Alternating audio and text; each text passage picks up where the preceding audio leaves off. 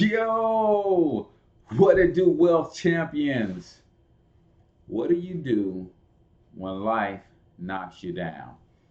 So we're talking about this morning, man, on this somber day after we discovered the facts that unfolded regarding the life, legacy, death of not only Kobe Bryant, but uh, the other passengers that were in the helicopter with him as that went down, man, makes you ask yourself the question, how would you handle something like that? So, this morning on the Daily Hustle, I'm going to give you four things that you could do to help you when life hits you in the face, man. For those of you who do not know what the Daily Hustle is all about, it's designed to uplift, encourage, motivate, and help get your day started on the right track.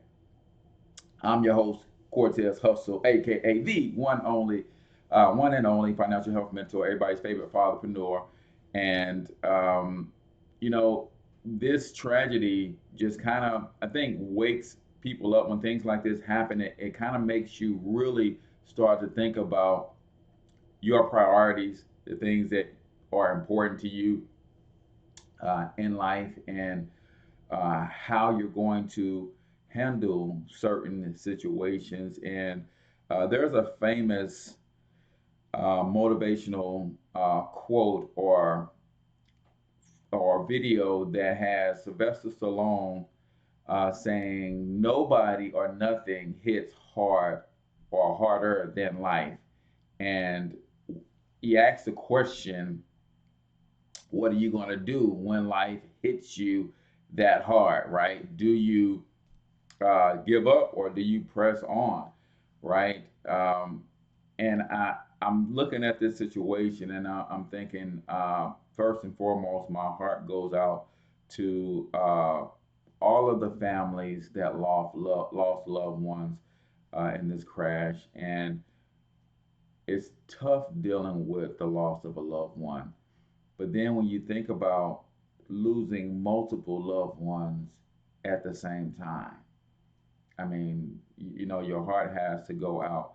But what do you do when life hits you in the face? And I kind of relate this to boxing because I continue to think about that Sylvester Stallone quote.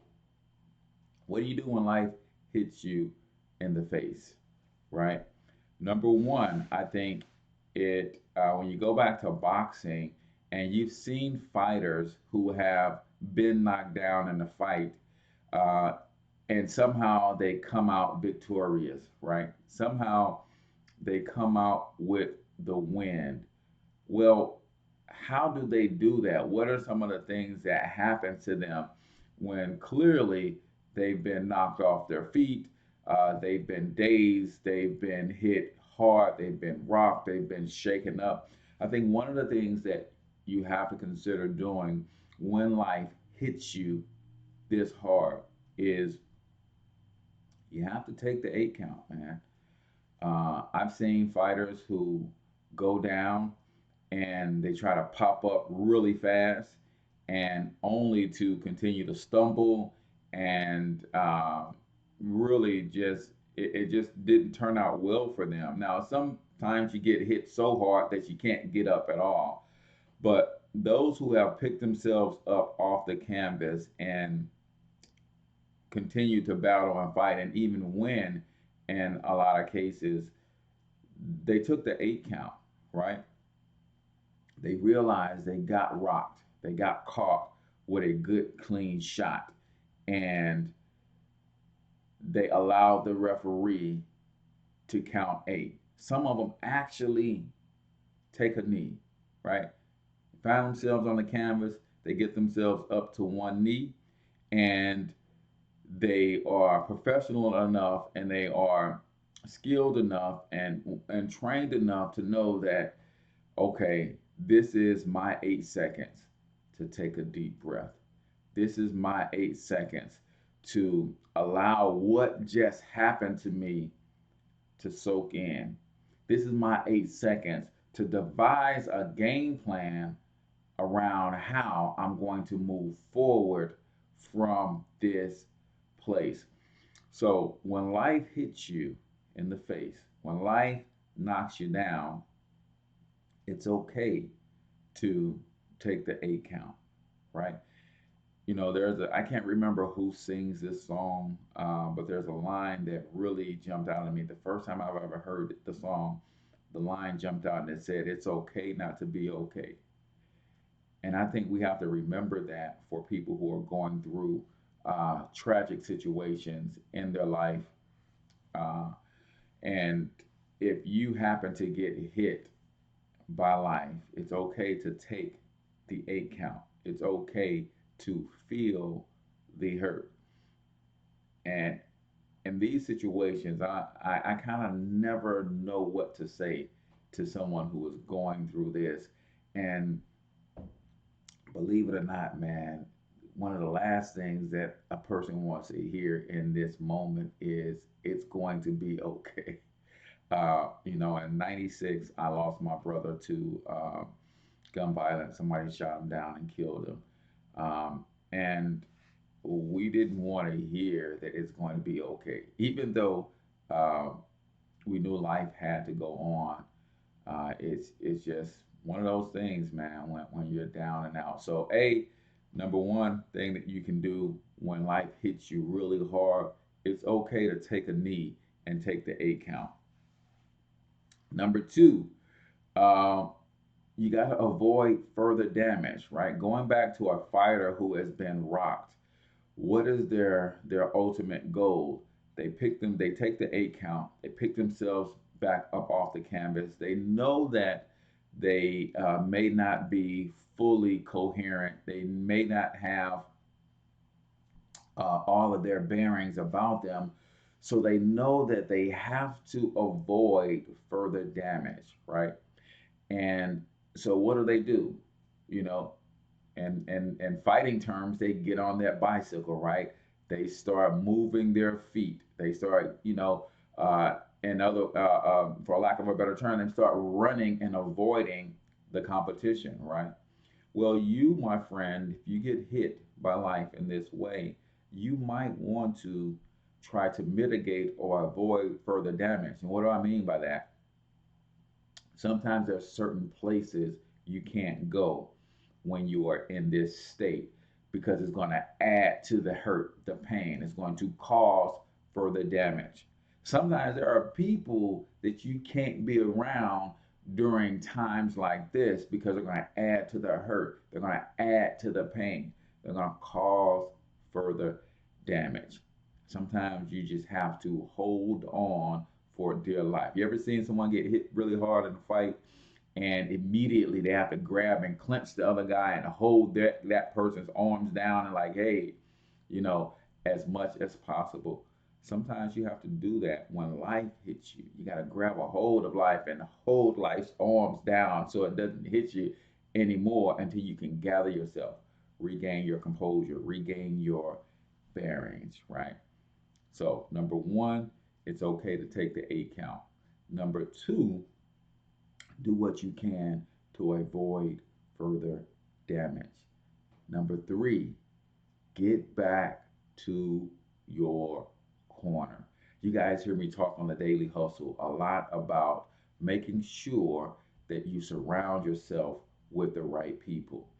And there's no better time and no greater example of having the right people in your corner than when you're going through times such as what the Bryant family and the other families are going through who lost loved ones.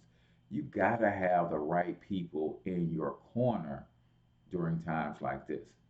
And it is times like this when a great fighter,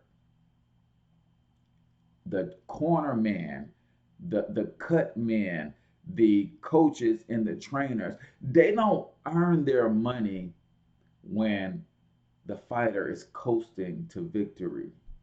No, man. They earn their money when that fighter has been cut. They earn that money when their fighter has been knocked down. They earn that money when that fighter comes back to the corner with a look in their eyes that says, I don't know if I can go on and continue to fight in this fight. You got to have the right people in your corner in life, period. But in times like this, when you've been knocked down, when you've been hit by life so hard that you're struggling with who you are, where you are, what you're going to do next, how you're going to move forward, right? The right people are in your corner. They can love you through it. And sometimes it's not the people that you expect to get you through some tough times, man. When my brother was killed in '96, I did have some of the right people in my corner.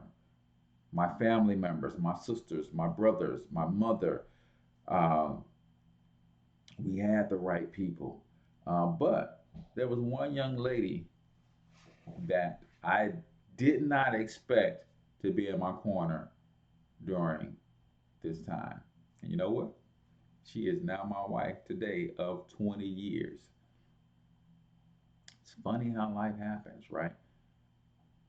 One person was taken from me and another person added to me. In fact, three people, because my wife had two children, two beautiful sons when we started dating and ultimately married. So, where one was taken away, three was added to my life. So the right people in your corner, I mean, it's critical in times like this. And last but not least, man, um, after you listen to your corner people, after they've loved on you, after they've helped you lick your wounds, after they've put the inswell on the eye, to go back to our fighting analogy, after they put the Vaseline in the cut, after they've shaken your legs up a little bit, shaken your arms up a little bit, after they've helped encourage and motivated you, giving you a game plan, and this is different for everybody because everybody, especially when you're dealing with the loss of a loved one, will grieve at a different pace and in a different way.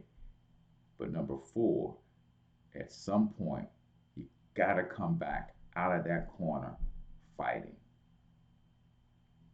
Yeah, I know the families that lost loved ones during this time don't want to hear it, but ultimately they'll get to a place where they'll come out fighting for the legacies of those that they lost, fighting to keep their memories alive, fighting to move on without them, as difficult as it may be. So, of course, I'm not a psychologist, I'm not a sociologist or anything like that, but I've been hit pretty hard by life. And these are some of the things that you have to kind of go through. Number one, it's okay to take that 8 count. For some reason, we live in a society where people are afraid to be vulnerable. We live in a society where this macho, tough guy act is really important. So if you get hit and you're hurt, you try not to let people know that you're hurt. No, man, sometimes the best thing that you can do is take the 8 count. Make sure that you do whatever you got to do to avoid further damage, right? And then number three, get back to your corner, back to surrounding yourself with the people who love you, with the people that you love, with the people that's going to speak life into your life and over the situation. And then ultimately, when the time is right, when you've gotten your bearings about you, when you have been rested and rejuvenated, you got to come back out swinging, come back out fighting. So, my friend, do me a huge favor, man. If you got any value out of today's daily hustle, and I'm looking at the YouTube stream, it looks like it's very choppy, and I apologize for that. Hopefully, I can't see Facebook right now. Hopefully, it's not bad on Facebook.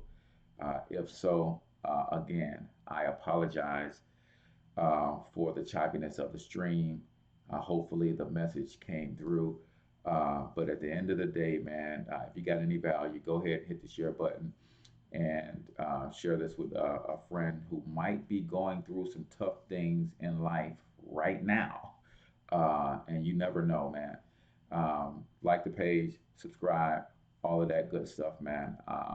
And I'll talk to you guys tomorrow, man. I appreciate you guys for tuning in to the Daily Hustle as I always do.